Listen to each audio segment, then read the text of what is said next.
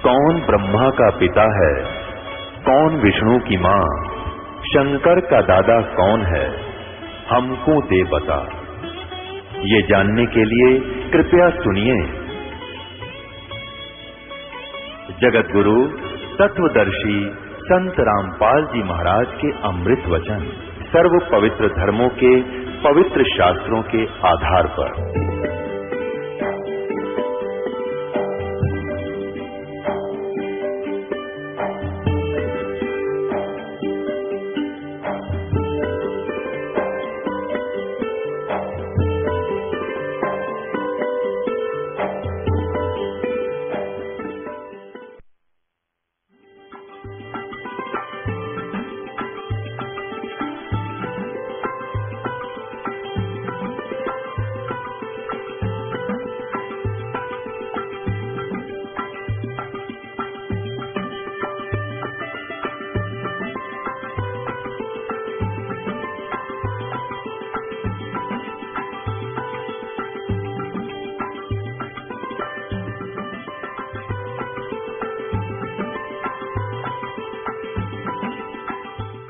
पुण्यात्माओं,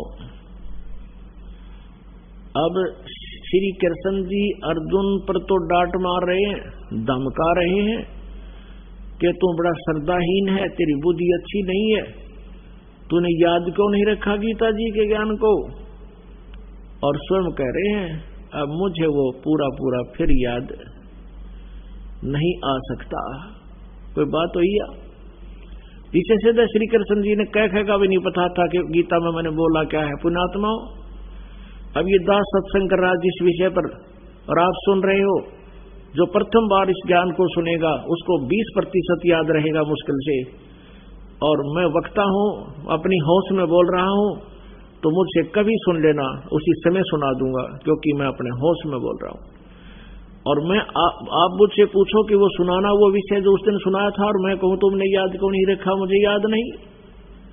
इससे सिद्ध है कि मुझे कुछ भी मैंने बोला ही नहीं, यानी किसी और कोई भूत बोल गया मेरे अंदर आकर के, तब मैं ऐसी बातें कह सकता हूं। तो ऐसे ही श्री कृष्ण जी में काल बोल रहा था। ये काल कौन है? आपको अभी परिचय दिया। ये 21 ब्रह्मांड का स्वामी है, ब्रह्मा विष्णु महेश का पिता है, दुर्गा इसकी पत्नी है, ब्रह्मा विष्णु महेश की माता दुर्गा है। और ये काल जो है ये ऐसे धोखा करता है। इसने गीता जी अध्याय नंबर 4 के श्लोक नंबर 5 और 9 में ये स्पष्ट किया है कि अर्जुन तेरे और मेरे बहुत जन्म हो चुके, तू नहीं जानता, मैं जानता हूं। मेरे जन्म और कर्म अलौकिक हैं, दिव्य हैं। अब कैसे कर्म दिव्य हैं? अब जैसे श्री कृष्ण में प्रवेश करके भूत की तरह, प्रेत की तरह अपना उल्लू सीधा करके नाश करवा दिया। अर्जुन नट है, कृष्ण नट है, मना करे हम नहीं करते ऐसे युद्ध ना। पहले कृष्ण जी भी मना करे थे कि नहीं ऐसा जुल्म नहीं करना चाहिए, और यहां तक प्रतिज्ञा कर ली थी महात्मा ने, श्री कृष्ण जी ने, कि मैं युद्ध नहीं करूंगा, हथियार भी नहीं उठाऊंगा, क्योंकि युद्ध नहीं चाहते थे। वो बड़े शांत प्रिय महापुरुष थे, सतोगुण भगवान है। लेकिन काल ने उसमें प्रवेश किया और अर्जुन को डराया, भयंकर रूप दिखा करके। डरते अर्जुन ने स्वीकृति दे दी, हाँ मैं आपसे सहमत हूं और युद्ध करूंगा। उसने जान लिया कि यदि एक बार फिर ये विराट रूप दिखा दिया तेरा कलेजा फट जाएगा, इसलिए युद्ध करना ही उसने अपना हित समझा। तो अभी आपको दिखाते हैं इसके जन्म और कर्म कैसे अलौकिक है, ये कर्म कैसे अलौकिक करता है। देखिएगा श्री विष्णु पुराण, गीता प्रेस गोरखपुर से प्रकाशित। इसके संपादक कौन है? अनुवादक हैं श्री मुनीलाल गुप्त और प्रकाशक गीता प्रेस गोरखपुर, और मुद्रक भी यही है, प्रकाशक भी यही है। अब देखना इसके 233 पृष्ठ पे ये चतुर्थ अंश अध्याय नंबर 2 पृष्ठ नंबर 233 पे, या नीचे आइएगा।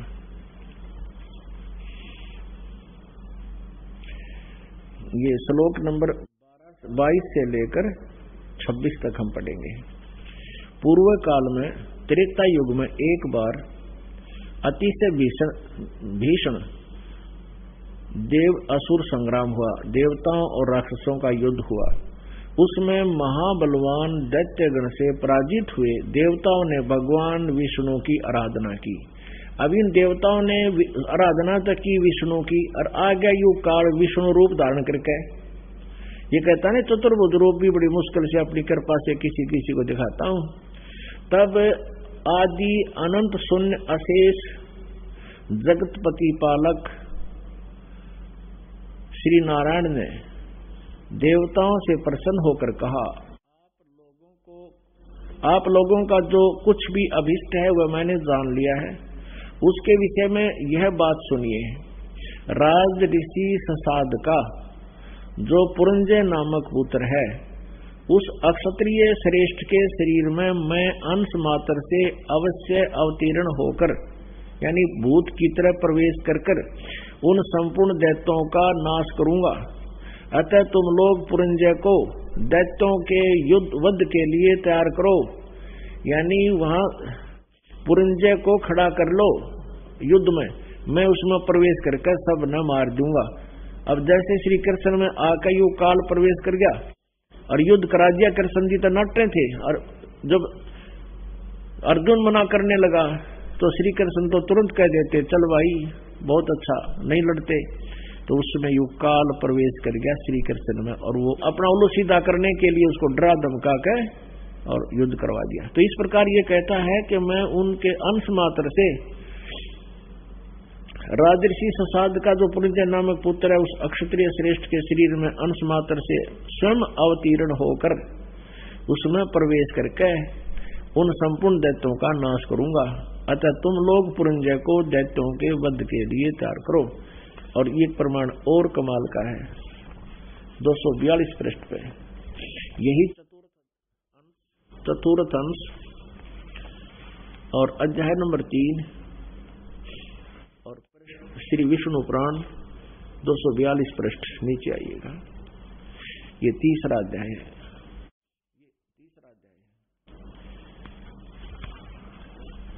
पूर्व काल में रसातल में मौनेय नामक 6 करोड़ गंधर्व रहते थे। उन्होंने समस्त नागकुल के प्रधान रतन और अधिकार छीन लिए थे। गंधर्वों के पराक्रम से अपमानित उन नागेश्वरों द्वारा स्तुति किए जाने पर उसके श्रवण करने से जिनकी विकसित कमल सदृश आंखें खुल गई हैं, निंद्रा के अंत में जो जागे हुए उन जलसाई भगवान सर्वेश्वर को प्रणाम करके उनसे नागगण ने कहा, यानी विष्णु रूप में आ गया युग काल, भगवान इन गंधर्वों से उत्पन्न हुआ हमारा भय किस प्रकार शांत हो। तब आदि अनंत रहित भगवान पुरुषोत्तम ने, अब ये वक्ता इस काल को कभी पुरुषोत्तम और कभी कुछ भी कहा, कुछ भी कहो, लेकिन ये काल के विषय में जानकारी समझो। अब आदि अंत रहित भगवान पुरुषोत्तम ने कहा, इस काल ने कहा विष्णु रूप में प्रकट होकर, क्योंकि ये विष्णु पुराण चल रहा है। योदासव के पुत्र मानधाता का जो पुरुकुत्स नामक जो पुत्र है, उसमें प्रविष्ट होकर मैं भूत की तरह प्रवेश करूंगा उसमें, और उन संपूर्ण दुष्ट गंधर्वों का नाश कर दूंगा। योनासव के पुत्र मानधाता का जो यह पुरुकुत्स नामक पुत्र है, उसमें प्रविष्ट होकर मैं उन संपूर्ण दुष्ट गंधर्वों का नाश कर दूंगा। पुणात्माओं, ये गीता ज्ञानदाता कह रहा है कि मेरे जन्म और कर्म दिव्य हैं। मैं अब कर्म दिव्य ऐसे हैं कि ये स्वयं किसी के सामने नहीं आता। अभी आपने गीता जी अध्याय नंबर 7 के श्लोक नंबर 24 और 25 में आंखों पढ़ा और दास से सुना। और ये ऐसे कर्म करता है किसी दूसरे में प्रवेश करके, और सब कुछ करना वो कर जाता है, और स्वयं किसी के समक्ष अपने यथार्थ रूप का नहीं आता। ये कहता चतुर्भुज रूप में भी मैं कभी किसी पर अनुग्रह करके बेशक दर्शन दे दूं, ना कोई जप से, ना तप से, ना क्रिया से, ना दान से, यानी भले के लिए तो मैं किसी ने दर्शन दूं को ना, अपनी मर्जी से किसी ने दर्शन दे दूं अनन्य भगत ने। अब जैसे देवताओं ने प्रार्थना की, विष्णु रूप में आ गया, वो ना वेदों आधार थी ना किसी और यज्ञ किया उन्होंने, सिर्फ प्रार्थना करते रहे। इसने नाश करवाना ही था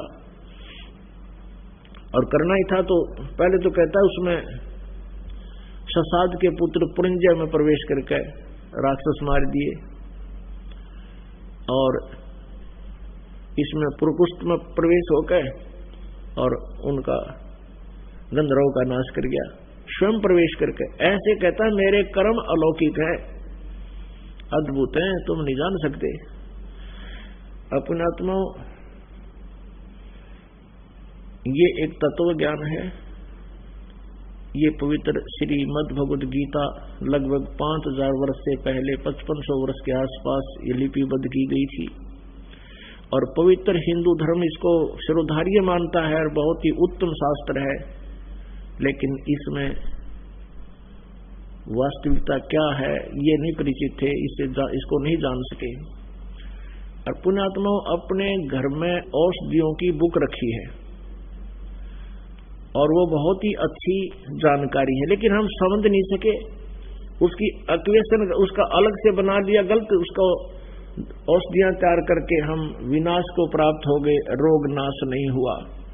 तो अब इस दास के ऊपर कृपा की परमात्मा ने, ये वही अनमोल सदग्रंथ श्रीमद् भगवत गीता अपने पास है, हम सभी शिक्षित हैं। इस शिक्षा का अब हम लाभ उठाएंगे और परमात्मा पाएंगे। अपनात्मा प्रमाण के बिना आप नहीं मान सकते, क्योंकि लोकवेद आप जी ने बहुत सुन रखा है, और उस लोकवेद को जो अज्ञान था, अधूरा ज्ञान था, उसको हटाने के लिए, उसका नाश करने के लिए ये तत्व ज्ञान सुनाना पड़ रहा है, और साथ में ये प्रमाण आपके समक्ष प्रस्तुत करने पड़ रहे हैं, और फिर आप इस तत्व ज्ञान को स्वीकार करके अपना कल्याण करा पाओगे। अब एक और प्रमाण देते हैं कि महाभारत में प्रमाण है कि श्री कृष्ण जी ने कौरवों की सभा में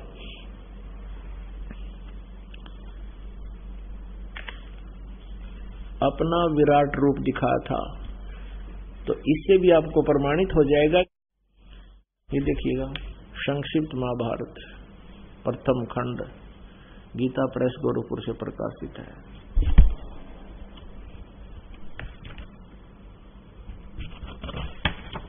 इसके वही संपादक हैं जयदयाल गोविंद का, अनुवादक भी, संशोधक और संपादक, और गीता प्रेस गोरखपुर से प्रकाशित है।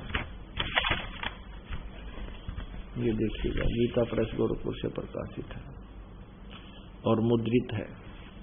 इसके पृष्ठ नंबर 544 और 45 पर आपको दिखाते हैं। ये है उद्योग पर्व। उद्योग पर्व है दुर्योधन की कुमंत्रणा, भगवान का विश्व रूप दर्शन और कौरव सभा से प्रस्थान। ये 543 पृष्ठ से हम प्रारंभ करते हैं। यहां से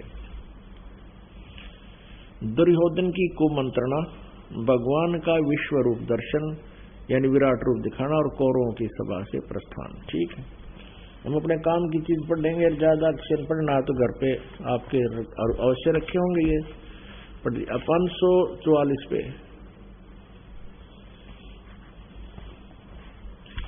इसके बाद विदुर जी बोले, दुर्योधन तुम मेरी बात सुनो। देखो, श्री कृष्ण को कैद करने का विचार नरकासुर ने भी किया था, किंतु सब दानों के साथ मिलकर भी वह ऐसा नहीं कर सका।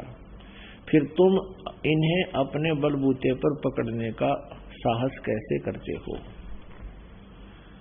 विदुर जी का वक्तव्य समाप्त होने पर भगवान श्री कृष्ण ने कहा, दुर्योधन तुम जो अज्ञानवश ये समझते हो कि मैं अकेला हूं और मुझे दबाकर कैद करना चाहते हो, सो शायद याद रखो, समस्त पांडव और वर्षणी तथा अंधकवंशीय यादव भी यही हैं।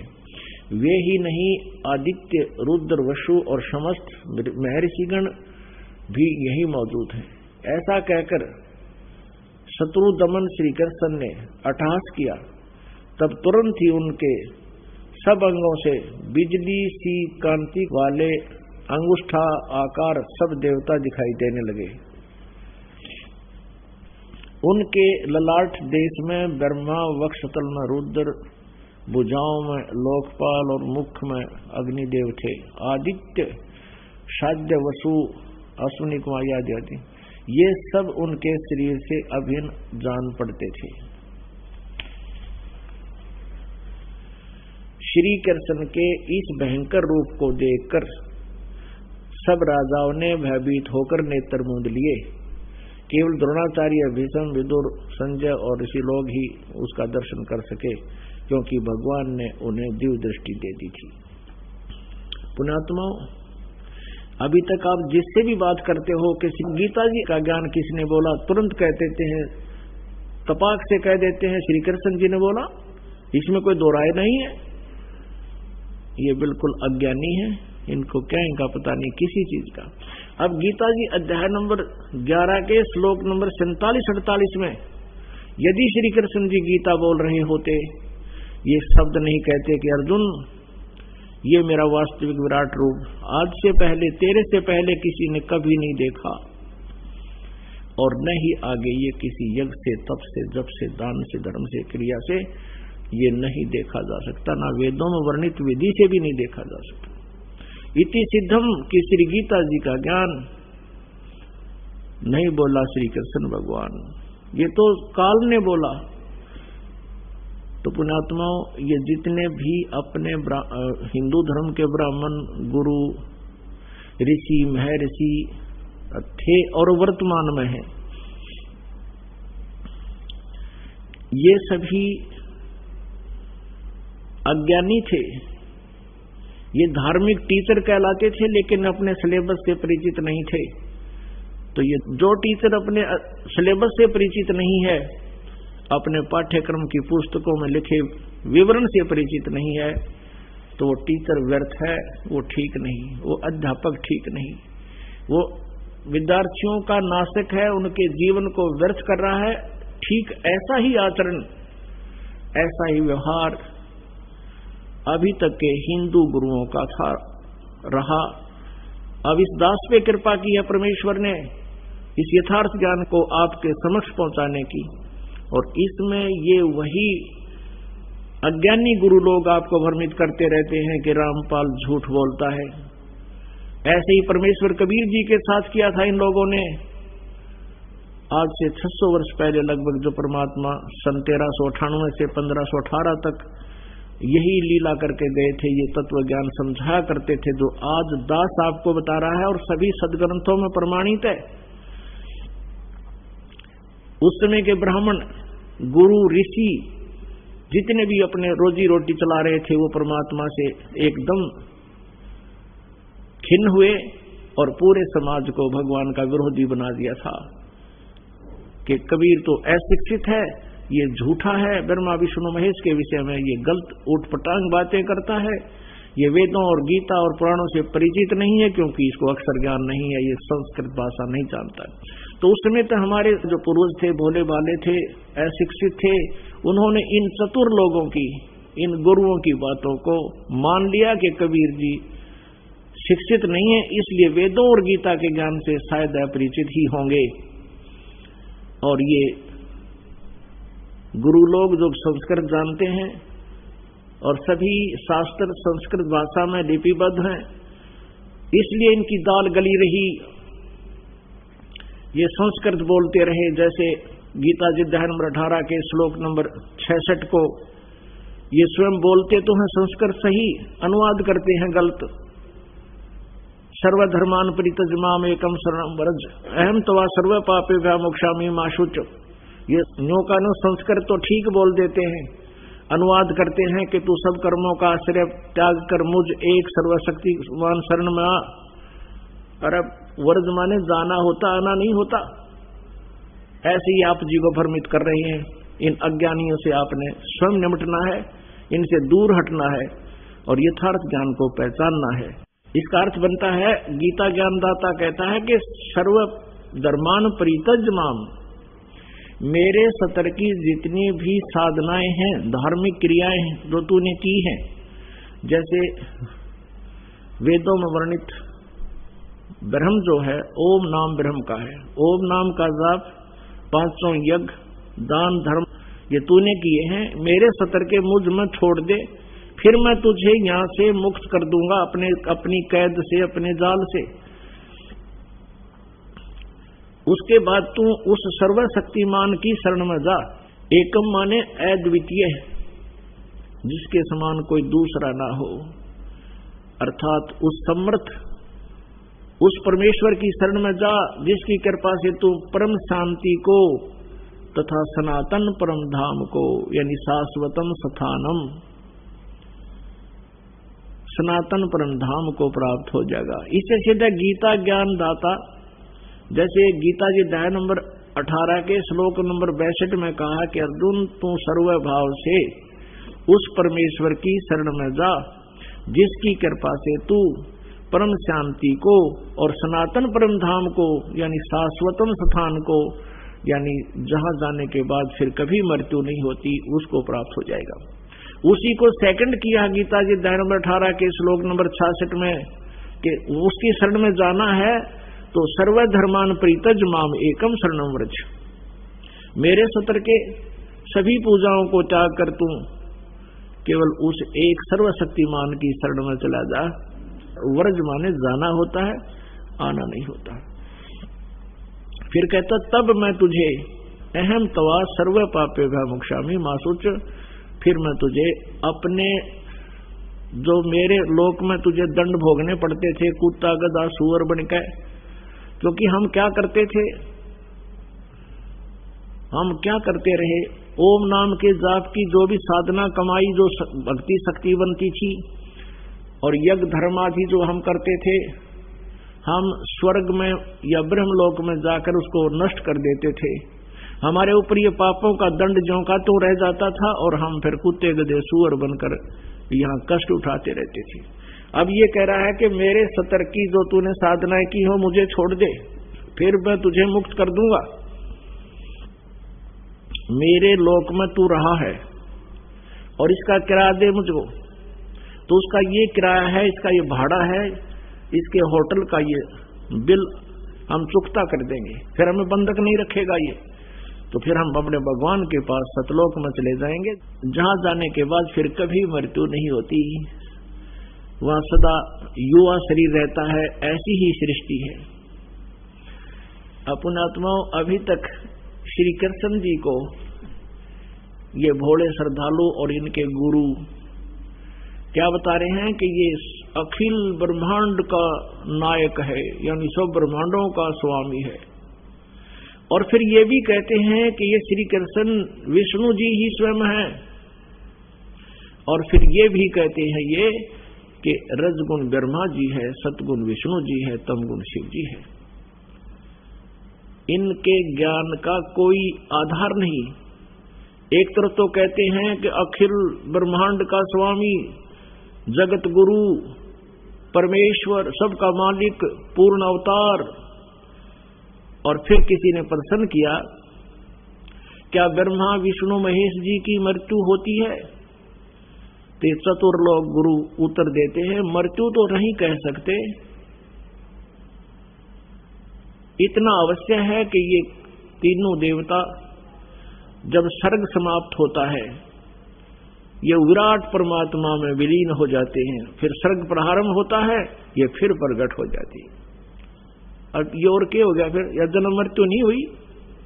चल ऐसे ही हम ला लें तो भी जन्म मृत्यु है इनकी, लेकिन ये ज्ञान तो परिचित है नहीं। अपनी चतुरता से दुनिया को भ्रमित करना खूब जानते हैं। एक तरफ तो कह रहे हैं कि ब्रह्मा विष्णु महेश जगत गुरु, विष्णु जी को जगत गुरु बता रहे हैं, और अखिल ब्रह्मांड का स्वामी और पूर्ण अवतार। और फिर कह रहे हैं ये विष्णु जी अवतार है, आप पुण्यात्माओं,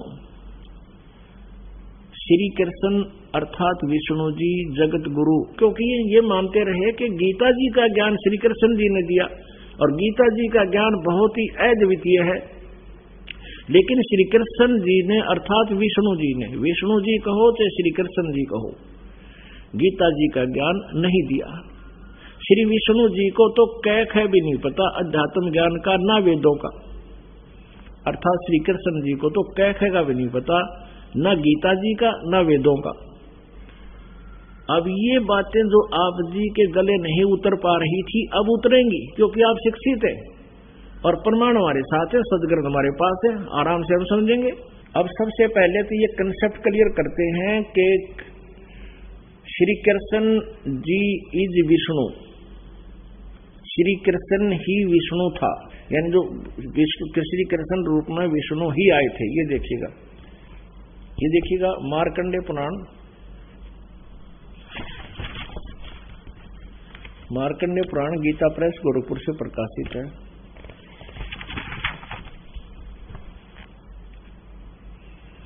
इसके 123 पृष्ठ पर आपको ले चलते हैं। ये 123 पृष्ठ पर संस्कृत मार्कंडेय पुराण,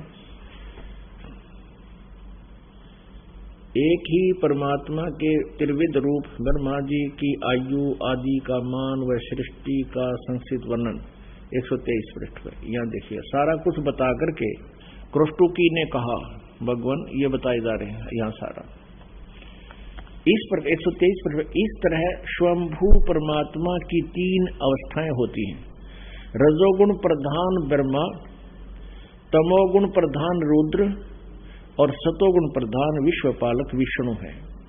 आगे सुना, इससे तो ये होगा कि ये ही 3 देवता हैं और यही 3 गुण हैं। ये तो सिद्ध हो गया कि ये तीनों गुण हैं, ब्रह्मा विष्णु महेश, रजगुण तमोगुण सतोगुण प्रधान भी है और यही 3 गुण हैं। अब आपको दिखाते हैं, श्री कृष्ण ही विष्णु थे श्री सुधा सागर में, श्रीमद् भागवत सुधा सागर, गीता प्रेस गोरखपुर से प्रकाशित है और इसके 549 पृष्ठ पे ये है गीता प्रेस गोरखपुर से।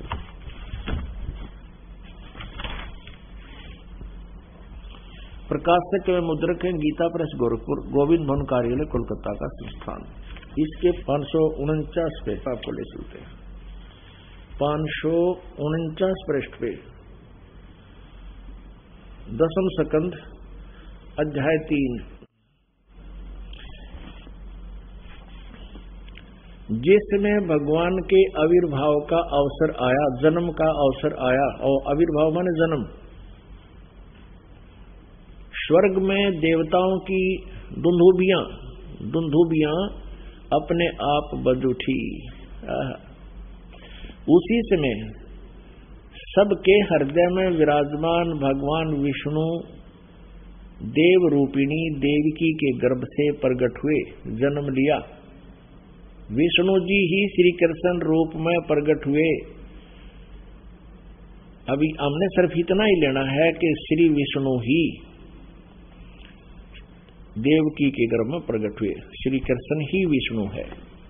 अब श्री विष्णु अर्थात श्री कृष्ण जी जगत गुरु हैं या अज्ञानी हैं, ये अपने सदग्रंथ ही प्रमाणित करेंगे। देखिएगा, श्रीमद् देवी भागवत गीता प्रेस गोरखपुर से प्रकाशित है।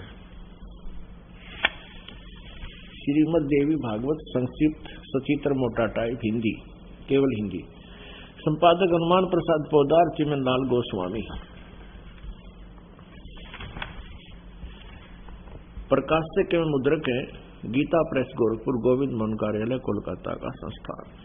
इसके 28 पृष्ठ पर प्रथम स्कंद में पहला स्कंद संक्षिप्त देवी भागवत पृष्ठ 28 पे नारद जी और व्यास जी का संवाद है।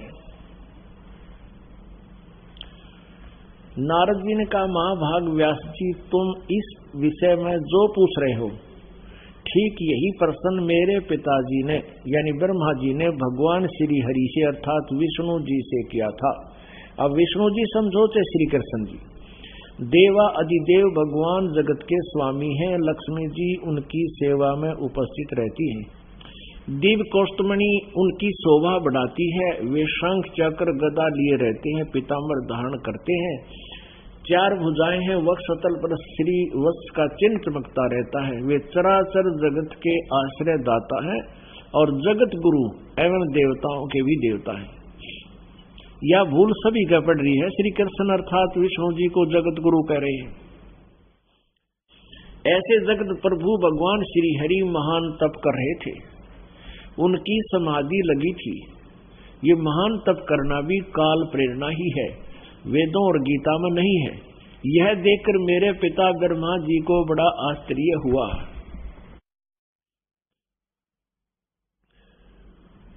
अतः उन्होंने उनसे जानने की इच्छा प्रकट की।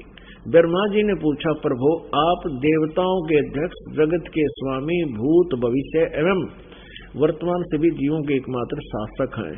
भगवान फिर आप क्यों तपस्या कर रहे हैं और किस देवता की यानी किस भगवान की आराधना में ध्यान मगन है? ये प्रश्न है ब्रह्मा जी का श्री विष्णु अर्थात कृष्ण जी से। मुझे असीम आश्चर्य तो ये हो रहा है कि आप देवेश्वर एवं सारे संसार के शासक होते हुए भी समाधि लगाए बैठे हैं। अब ब्रह्मा जी के विनीत वचन सुनकर भगवान श्री हरि अर्थात विष्णु अर्थात कृष्ण जी कहने लगे, ब्रह्मन सावधान होकर सुनो, मैं अपने मन का विचार व्यक्त करता हूँ। देवता दानव मानव सब यही जानते हैं कि तुम सृष्टि करते हो, मैं पालन करता हूँ और शंकर संहार किया करते हैं, किंतु फिर भी वेद के पारगामी पुरुष अपनी युक्ति से ये सिद्ध करते हैं कि रचने पालने और संहार करने की यह योग्यता जो हमें मिली है, इसकी अधिष्ठात्री शक्ति देवी है, दुर्गा है।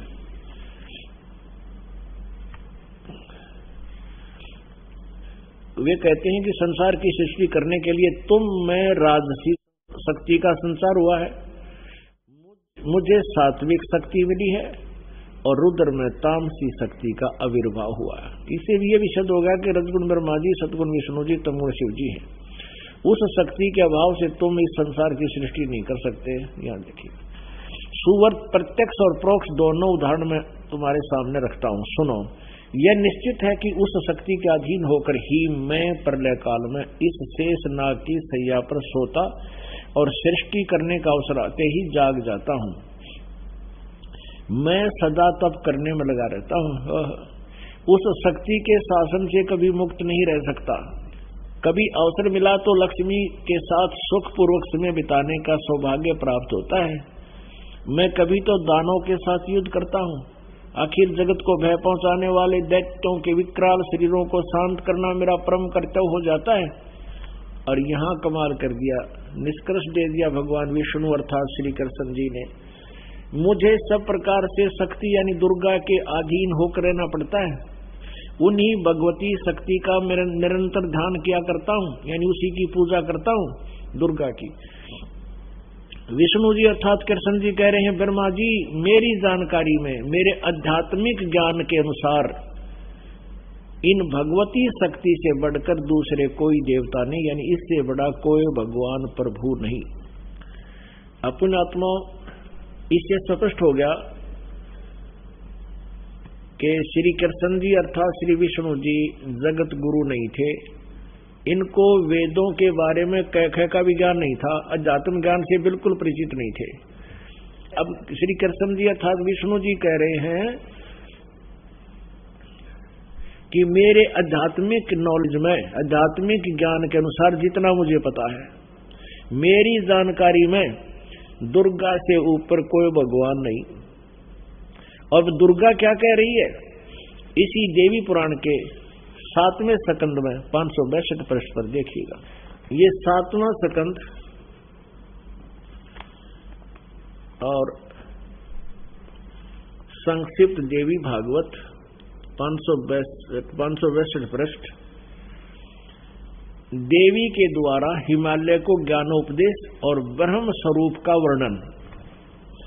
श्री देवी जी कहने लगी, पर्वतराज यहां से देखो, उस ब्रह्म का क्या स्वरूप है यह बतलाया जाता है।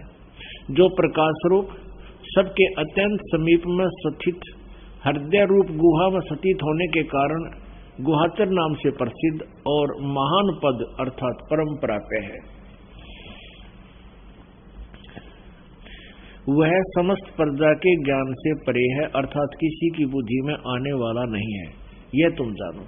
जो परम प्रकाश रूप है, जो सूक्ष्म से भी अत्यंत सूक्ष्म है, जिसमें संपूर्ण लोक और उन लोकों में निवास करने वाले प्राणी स्थित हैं, वही ये अक्षर ब्रह्म है, वही सबके प्राण है, वही सबकी वाणी है और वही सबके मन है। यह परम सत्य और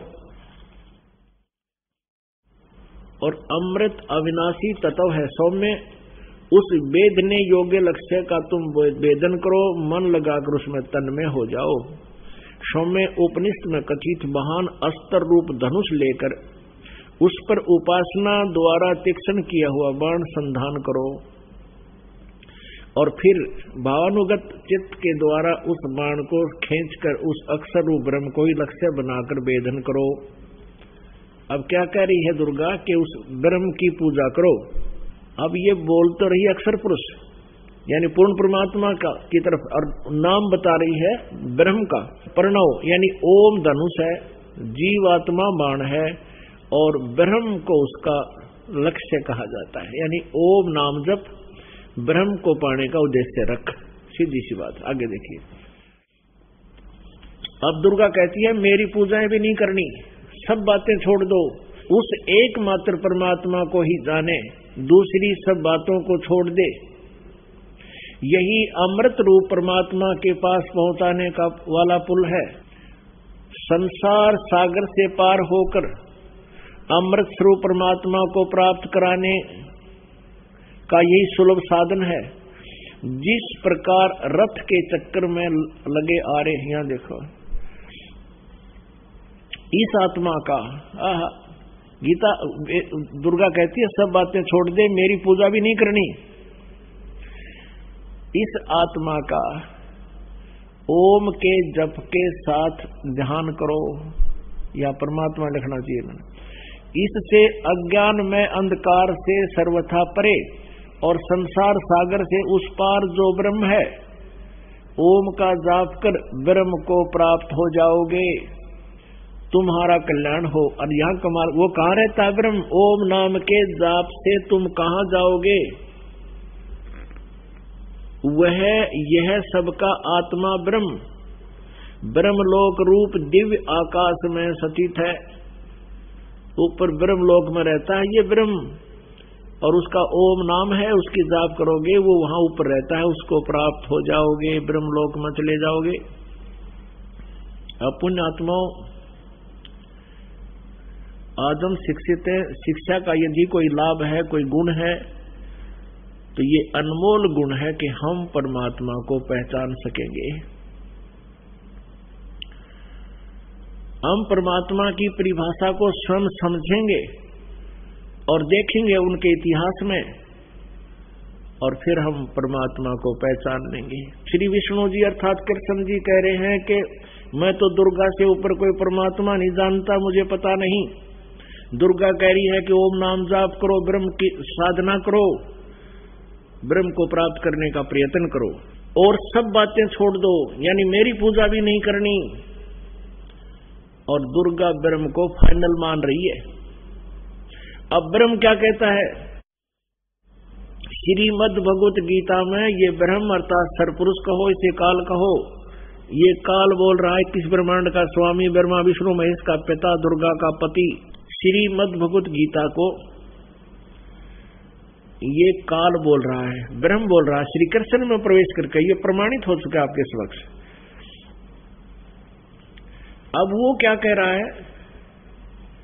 वो कहता है कि गीता जी अध्याय नंबर 8 के श्लोक नंबर 13 में कि ओम इति एक अक्षरम ब्रह्म व्यवहार माम अनुस्मरण ये प्रियाति तदम देहम सयाति परमाम गतिम। माम ब्रह्म मानी मुझ ब्रह्म का ओम, यह केवल ओम एक अक्षर है, उच्चारण करके सिमरण करता हुआ ये प्रयाति तजन देहम, सो जो शरीर छोड़कर जाता है, स याति परमाम गति, वो ओम से मिलने वाली गति को, वो श्रेष्ठ गति है। ओम से मिलने वाली परम गति कौन सी है? ब्रह्मलोक प्राप्ति, उसको प्राप्त हो जाएगा। और गीता जी अध्याय नंबर 8 के श्लोक नंबर 16 में कहा कि ओम के जाप करने वाले ब्रह्म साधक ब्रह्मलोक जाते हैं। ब्रह्मलोक पर्यंत सभी लोग पुनरावर्ती में है, यानी वहां गए हुए भी प्राणी पूर्ण मोक्ष प्राप्त नहीं कर सकते, उनकी भी जन्म और मृत्यु दुर्गति ज्यों की तो बनी रहेगी, भले ही उनका स्वर्ग समय अधिक हो सकता है। अब गीता ज्ञानदाता क्या कहता है 18वें अध्याय के 62वें श्लोक में कि अर्जुन तू सर्वभाव से उस परमेश्वर की शरण में जा,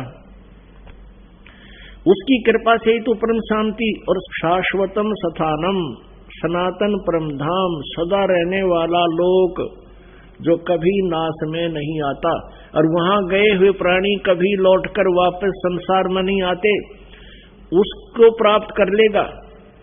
उस परमात्मा की शरण में जा। गीता ज्ञानदाता ने उसके लिए ऑप्शन छोड़ दिया है अध्याय नंबर 4 के श्लोक नंबर 34 में। पहले तो गीता ज्ञानदाता ने गीता जी अध्याय नंबर 4 के श्लोक नंबर 25 से लेकर 31 तक बताया है कि कोई देवताओं की पूजा करता है और कोई यज्ञ करता है, कोई स्वाध्याय ही करता है, कोई तीक्ष्ण व्रत रखता है, कोई तीक्ष्ण अहिंसावादी व्रत करता है, जैसे मुंह पर पट्टी बांध ली नंगे पांव घूमते हैं। ये सभी साधना करने वाले साधक अपनी अपनी साधनाओं को पाप नाशक मानते हैं, पाप नाशक जानते हैं। यदि उनको ये पता लग जाए ये पाप नाशक नहीं है, ये मोक्षदायक नहीं, तुरंत त्याग देंगे। लेकिन जो भी जो साधना कर रहा है उसको अच्छी मानकर, श्रेष्ठ मानकर ही कर रहा है। श्रीमद् भगवत गीता अध्याय नंबर 4 के श्लोक नंबर 32 में कहा है कि वह जो साधनाएं अभी मैंने 25 से लेकर 31 तक तुम्हें बताई, इस तरह की साधनाएं यज्ञ यानी धार्मिक अनुष्ठान, यज्ञ माने धार्मिक अनुष्ठान, ब्रह्मणे मुखे सच्चिदानंद घन ब्रह्म की वाणी में, यानी कबीर वाणी में, सच्चिदानंद घन ब्रह्म की वाणी में, परमेश्वर की वाणी में, तत्व ज्ञान में विस्तार से कहे गए हैं।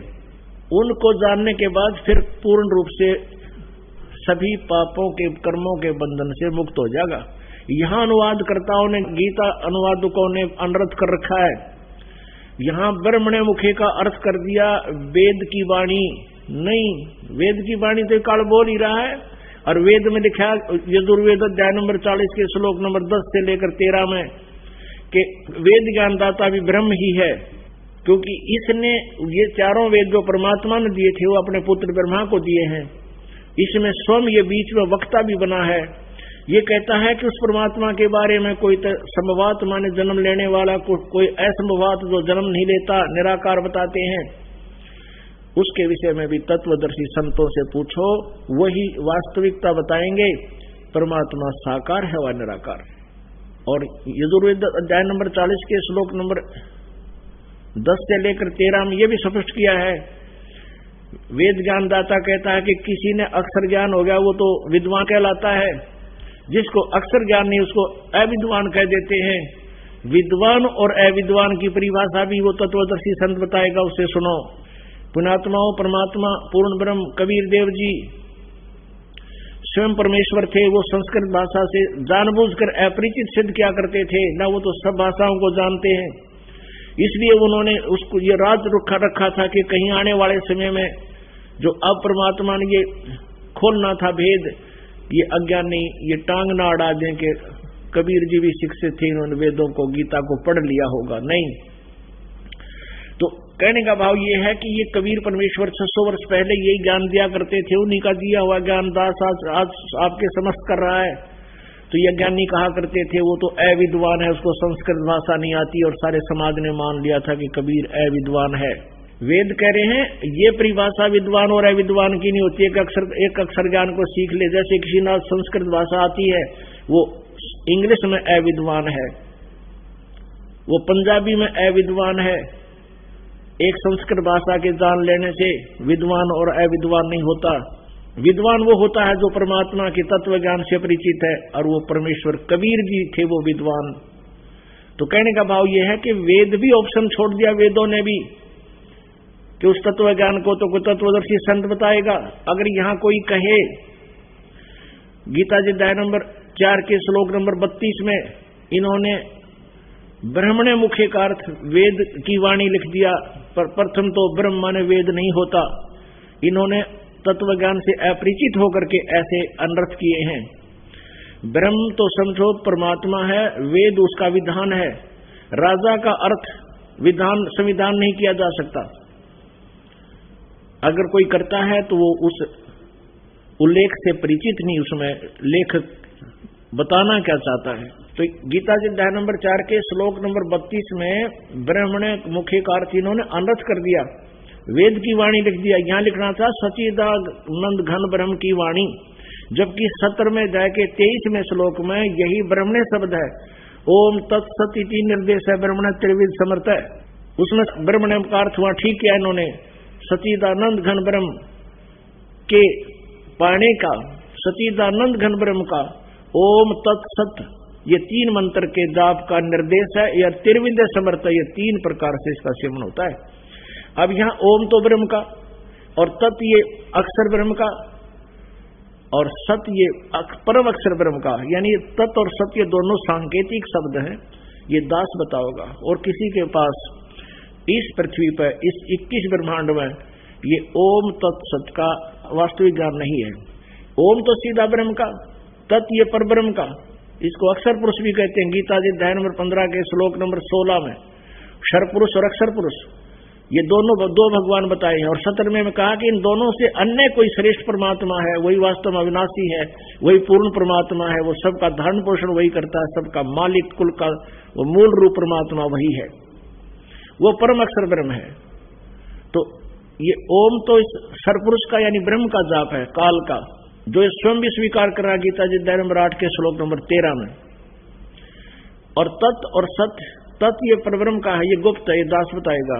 और सत ये भी गुप्त है, ये परम अक्षर ब्रह्म का मंत्र है। इन तीनों को मिलकर इनकी 3 प्रकार से विधि है सिमरन करने की, और इसका जाप करने से वो पूर्ण मोक्ष प्राप्त होता है। जाप जाने के बाद फिर कभी जन्म मृत्यु नहीं होती, वो शाश्वत स्थान प्राप्त होता है। तो उसके लिए ऑप्शन छोड़ दिया कि वो तत्वदर्शी संत बताएंगे। गीता जी अध्याय नंबर 4 के श्लोक नंबर 32 में कहा है कि वो सच्चिदानंद घन ब्रह्म की वाणी में ये धार्मिक यज्ञों यानी अनुष्ठानों का विस्तृत उल्लेख है, और उनको जानने के बाद फिर कर्म बंधन से सर्वथा मुक्त हो जाएगा। उस ज्ञान को अब 4थे अध्याय के 33वें श्लोक में कहा है कि भाई दर्व यज्ञ से, यानी आंख मीच के किधर मंदिर का लठ गड़वा दिया, किधर को दान धर्म कर दिया, किधर भंडारे करवा दिए, किधर कांबड़ बांट दिए। कहते हैं आंखें बंद करके दर्व यज्ञ करने की अपेक्षा वो ज्ञान यज्ञ श्रेष्ठ है। वो ज्ञान यज्ञ ही श्रेयकर है, वही लाभदायक है। ज्ञान यज्ञ का तात्पर्य सत्संग, तत्वदर्शी संत के वचन, उनको सुनना चाहिए। उसके बाद फिर उसके बताए अनुसार विधिवत साधना करने से और दान करने से लाभ होगा, वैसे मनमाना आचरण करने से कोई लाभ नहीं होगा। अब वो तत्व ज्ञान, वो सच्चिदानंद घन ब्रह्म की वाणी 4थे अध्याय के 32वें श्लोक में जिसके विषय में कहा गया है, वो सच्चिदानंद घन ब्रह्म के मुख से बोली गई है, वो कबीर वाणी कहते, उसको 4थे अध्याय के 34वें श्लोक में कहा है। उस तत्व ज्ञान को, वो तत्व ज्ञान है, तत्वदर्शी संतों के पास जाकर समझ। उस तत्व ज्ञान से तो गीता ज्ञानदाता यानी ब्रह्म भी अपरिचित है, वो अल्पज्ञ है, वो कंप्लीट ज्ञान नहीं रखता। नहीं तो 4 बात और लिख दो, जब 18 अध्याय बोले ये भी कह दो ये बात है, उसमें ये ज्ञान है, ऐसा है नहीं, उसको पता नहीं, उसने उसको नष्ट कर दिया, ये स्वयं भी पढ़ा नहीं। अब उसमें कहा कि उस तत्व ज्ञान को तू 4थे अध्याय के 34वें श्लोक में उन तत्वदर्शी संतों के पास जाकर समझ। उनको दंडवत प्रणाम करने से, कपट छोड़कर विनम्र भाव से प्रसन्न करने से वो परमात्म तत्व को जानने वाले हैं, वो ज्ञानी महात्मा तत्वदर्शी संत जो उस परमात्म तत्व की जानकारी देंगे। और ये कृष्ण भगत ये गुरु नकली कृष्ण जी के उपासक भ्रमित कर रहे हैं समाज को। कहते हैं कृष्ण ही तत्व है, तत्व ही भगवान है, भगवान ही सब कुछ है, श्री कृष्ण ही सब कुछ है, ये परम तत्व है, अविनाशी तत्व है। और फिर उसे प्रश्न किया, क्या ब्रह्मा विष्णु महेश नासवान है? हाँ, ब्रह्मा विष्णु महेश का जन्म मृत्यु तो नहीं कह सकते, स्वर्ग के बाद फिर उनका पूर्ण परमात्मा विलीन हो जाते हैं और फिर स्वर्ग के बाद वापस आ जाते हैं। फिर प्रश्न किया कि ब्रह्मा विष्णु महेश किसकी साधना करते हैं? कहते उस पूर्ण परमात्मा की साधना करते हैं। अरे विष्णु जो पूर्ण परमात्मा की साधना करते हैं तो फिर अखिल ब्रह्मांड का नायक हो गया यू। और यहाँ चौथे जाए के 34वें श्लोक में जो एंड वेंड कर रहे हैं, बुआ बाई बक रहे हैं कि कृष्ण ही तत्व है, तत्व ही परमात्मा है, कृष्ण ही अविनाशी है, तत्व ही अविनाशी है।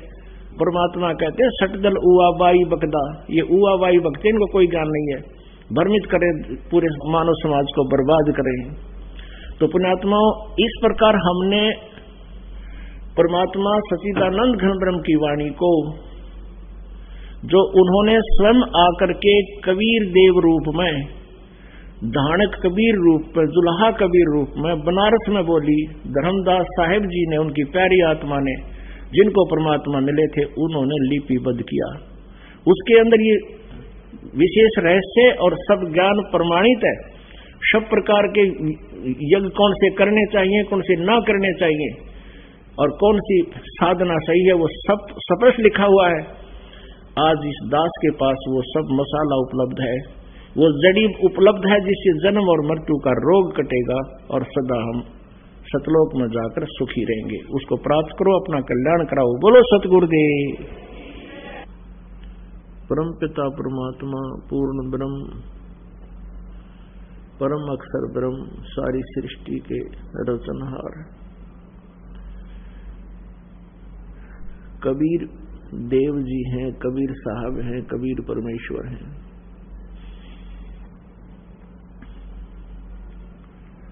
ये वो परमात्मा है जो हमारे पापों का नाश कर सकते हैं, हमारे प्रारब्ध कर्मों को भी ये समाप्त कर सकते हैं जो हमें दुखदाई हो।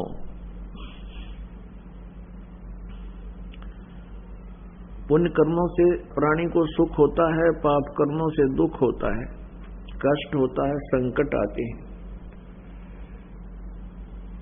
संकट निवारण के लिए जो प्रारब्ध के अंदर संकट होते हैं या तीन ताप के अंतर्गत संकट आते हैं, कष्ट आते हैं, उनका समाधान, उनका निदान केवल कबीर देव कर सकते हैं, कबीर साहब कर सकते हैं। वो परम अक्षर ब्रह्म, वो पूर्ण परमात्मा हमारे भाग्य में परिवर्तन कर सकते हैं, हमारे प्रारब्ध कर्मों के पाप का नाश कर सकते हैं। किसी भी प्रकार का कोई भी पाप हो, उन सब का नाश केवल कबीर देव, कबीर साहेब, परम अक्षर ब्रह्म, पूर्ण परमात्मा ही कर सकते हैं।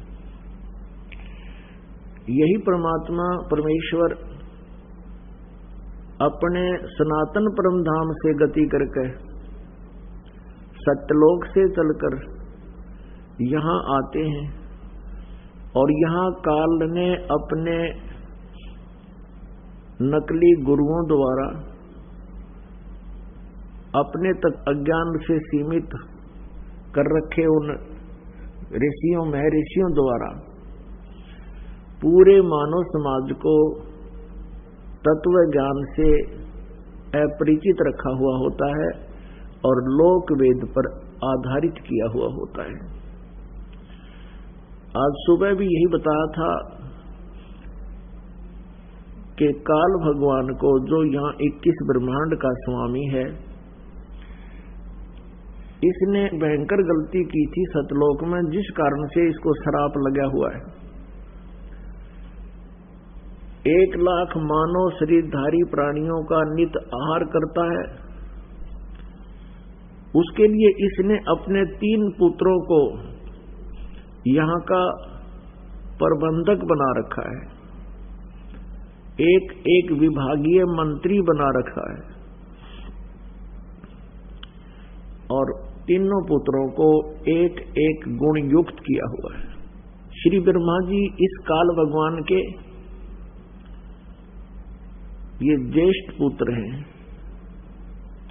और ये रजगुण युक्त हैं, और श्री विष्णु जी ये काल भगवान के जो दुर्गा से उत्पन्न किए हैं इसने, यानी दुर्गा श्री ब्रह्मा जी, श्री विष्णु जी, श्री शिव जी की माता है, और ये काल भगवान जो गीता ज्ञान दे रहा है श्री कृष्ण में प्रवेश करके, ये इनका पिता है।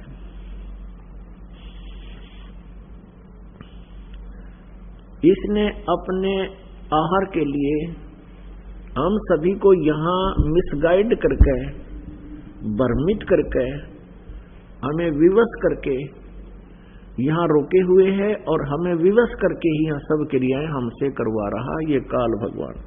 दुर्गा ब्रह्मा जी, विष्णु जी और शिव जी की माता है। ये इस काल अर्थात सरपुरुष जिसे ब्रह्म भी कहते हैं उसकी पत्नी है, और इन दोनों के संयोग से श्री ब्रह्मा जी, श्री विष्णु जी, श्री शिव जी की उत्पत्ति हुई है।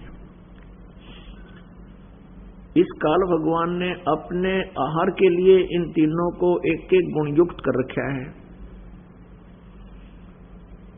और इनसे निकल रही तरंगें हम सभी को प्रभावित कर रही हैं। जैसे अपनी संचार प्रणाली के अंदर एक टावर होता है,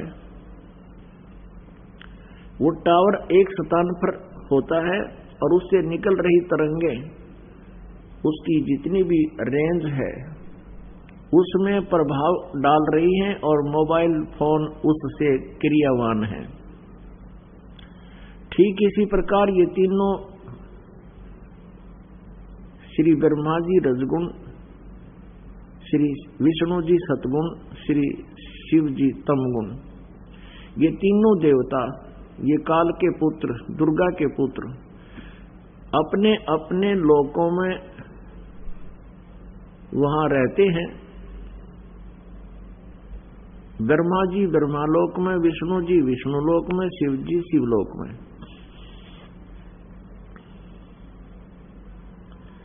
और वहां से इनके शरीर से निकल रही तरंगें